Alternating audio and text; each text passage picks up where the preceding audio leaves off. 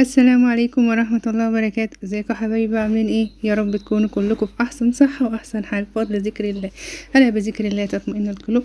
سبحان الله والحمد لله ولا اله الا الله والله اكبر. هنعمل التورته الاقتصادية التحفة القمر الجميلة دي مع بعض النهاردة. نبدأ كده نقول بسم الله الرحمن الرحيم. معايا 5 بيضات، كوباية سكر، هنضربهم لما لونهم يفتح ويبقوا بالشكل اللي قدامنا ده. ثواني، انا مش هطول معاكم الفيديو، انا هعمل كل حاجه على المختصر كده عشان ما اطولش معاكم، عشان ايه ما تملوش من الفيديو. بس هجيب لكم الحاجه ان شاء الله اللي بالحاجه بالتفصيل ان شاء الله. اللون فتح معايا كده وبالشكل ده. معايا بقى نخله كوبايه ونص دقيق مع كوبايتين كاكاو خام، نخلتهم في طبق كده واحطهم على الخليط بالتدريج عشان اما يختفي واحط تاني.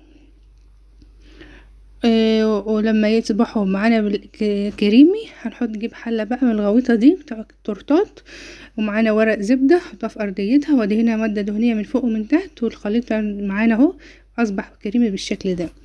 لما يبقى معانا بالشكل ده يبقى شكله يعني نعرف اللي هي كريمه بتاع الكيكه ناجحه وجميله معانا.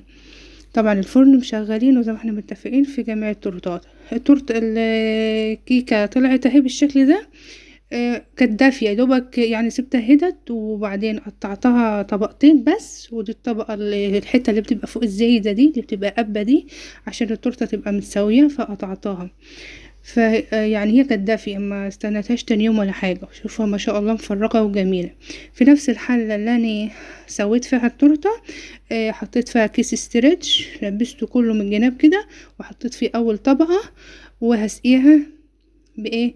بميه بكاكاو، على ميه معلقه كاكاو على نص كوبايه ميه وسكر مسكرهم ميه دافيه، وهخليه يعني هسقيها بيها عشان تبقى طريه خالص. هسقيها كتير. اسفه مش هطول معاكم يعني على الفيديو عشان ايه ما يبقاش الفيديو ممل. بس اهم حاجه نفضل نذكر ربنا، الذكر الذكر الذكر. الذكر حاجة حلوة قوي ويدخلنا الجنة وبيقربنا من ربنا وحبب فينا الناس وحبب فينا عيالنا وخلي بيتنا هادي وكويس ان شاء الله. طبعا سقناها كتير، مش الحبة اللي انا سقيتهم بس في الفيديو، لا كتير سقيتها كتير لما بقت طرية خالص. عملت بقى ايه؟ اللي هيبقى الطبقة الوسطانية انا قايله لكم كيكة اقتصادية من دون جريمة ودون شوكولاتة. عملت ايه؟ كيلو لبن مع كراميل، باكو كراميل، وايه، ومعلقتين كاستر ومعلقتين نشا، وعملتهم على النار. سبتهم بقى لما هدوا بس، يا دوبك السخونيه راحت بس هما دافيين، وحطيتهم على الطبقه الاولانيه. كريم كراميل، باكو كريم كراميل اللي بيتباع في السوبر ماركت اللي هو مع الجيل ده. حطيت الطبقه التانية هيتي انا دلوقتي كده في النص الكراميل، وفي تحت الطبقه الاولانيه فوق الطبقه الاخيره اهي الطبقه التانية يعني.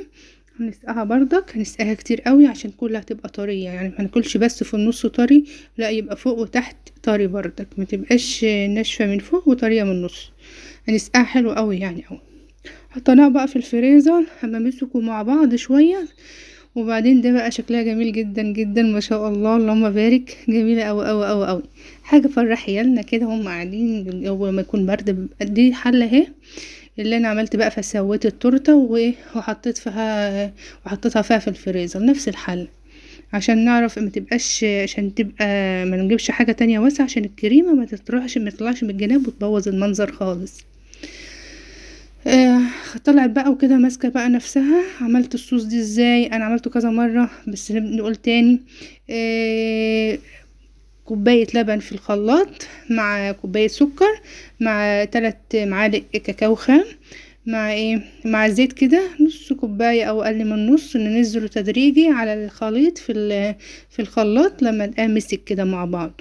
ولو حطيناه في التلاجة شوية هتلاقيه مسك اكتر. نحط بقى عليه الشوكولاتة، نحط بقى صوص الشوكولاتة بقى على التورتة بقى ونغرقها لو احنا عايزين. انا غرقتها كلها كلها كلها، وكنت حاطه طبق تحت اهوتي عشان يرفع، عشان ينزل التاني الباقي في الطبق من تحت، عشان ما نيجي نحوش التورته ما نعود منحوشهاش من الطبق كده وما نعرفش خالص نبهدل الدنيا.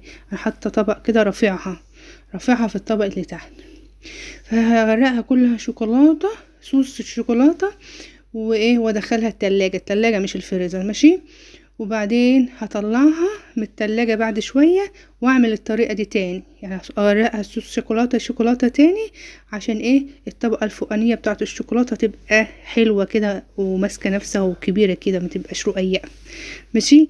انا ما شاء الله ما شاء الله طلعتها بقى وخلصت تمام بقى وماسكة نفسها وحلوة.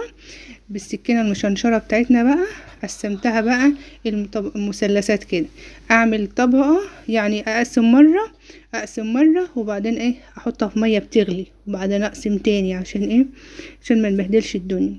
ده شكلها هي ما شاء الله مساوية بعضها وجميلة جميلة، الصوص مغرقها من فوق لتحت وحاجة جميلة، حاجة وهم جميلة جميلة جميلة قوي ما شاء الله. اتمنى تجربوها واتمنى تعجبكم، واتمنى الفيديو يكون عجبكم يا رب. كيكة اقتصادية وجميلة، تورته ما شاء الله. ربي تجربوها وتعملوا الاشتراك، تفعلوا زر الجرس عشان يوصلكم كل جديد. اتمنى يكون الفيديو حلو عليكم كده وخفيف عليكم.